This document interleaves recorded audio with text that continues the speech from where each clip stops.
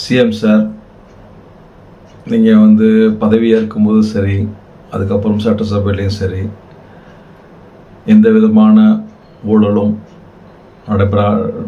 நான் பண்ண மாட்டேன், என்னை சார்ந்தவர்களும் பண்ண விட மாட்டேன், யாராவது அப்படி பண்ணாலும் நான் அதை பார்த்துட்டு சும்மா இருக்க மாட்டேன், கண்டிப்பாக அவங்க மேலே இதுக்கு முன்னாடி பண்ணவங்களையும் கண்டிப்பாக அப்படின்னு சொல்லி நிறைய விஷயங்கள் சொல்லிட்டு வர்றீங்க.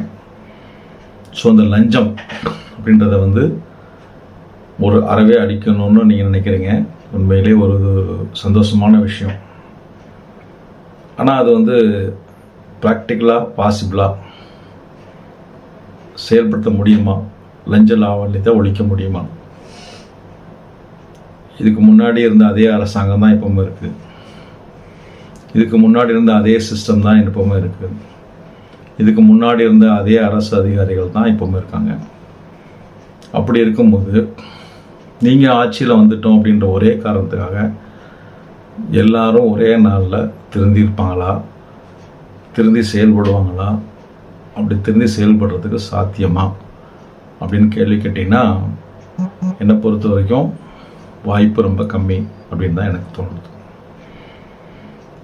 நீங்கள் நினைக்கிறீங்க இது மாதிரி அது லஞ்சம் இல்லாமல் ஒரு லஞ்சத்தாரவே ஒழிக்கணும்னு நினைக்கிறீங்க. ஆனால் அப்படி நினச்சிங்கன்னா அதை செயல்படுத்துறதுக்கு எனக்கு தெரிஞ்ச ஒரு சின்ன ஒரு ஐடியா, ஒரு யோசனையை தான் இந்த வீடியோவில் நான் சொல்ல விரும்புகிறேன். லஞ்சத்தை மொத்தமாக அறவே ஒழிக்க முடியுமா அப்படின்றதுக்கு பதிலாக அட்லீஸ்ட் நம்மளால் எவ்வளோ முடியுமோ, எந்த அளவுக்கு முடியுமோ அந்த அளவுக்கு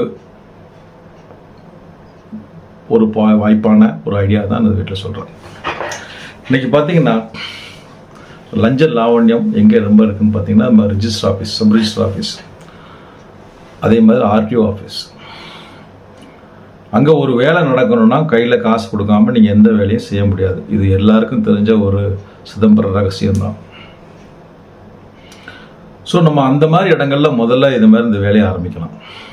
என்ன பண்ணலாம் அப்படின்னு கேட்டிங்கன்னா, ஒரு ஃபீட்பேக் ஃபார்ம் கொடுக்கலாம்.